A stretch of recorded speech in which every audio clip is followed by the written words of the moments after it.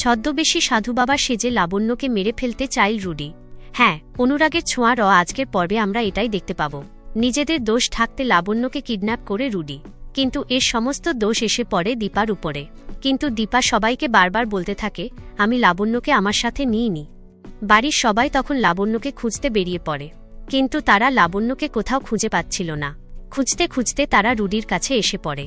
Rudi তখন লাবণ্যকে শেষ করে দেওয়ার প্ল্যান করতে থাকে, কিন্তু সকলের উপস্থিতি টের পেয়ে সেখান থেকে পালিয়ে যায় রুডি। পালিয়ে যাওয়ার সময় রুডির আসল রূপ দেখে ফেলে দীপা। এদিকে লাবণ্য দীপাকে বলে, ভালো মা, এটা রুডি দাদা। ডরথির সঙ্গে থাকে যে ওই রুডি দাদা।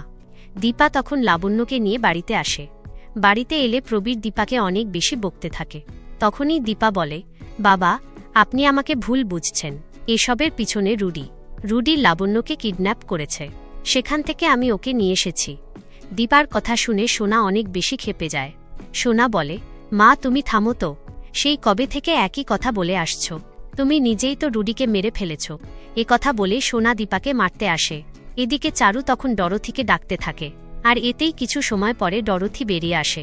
ডরথি বেরিয়ে আসাতে সবাই দীপার উপর আরও বেশি দোষ দিতে থাকে।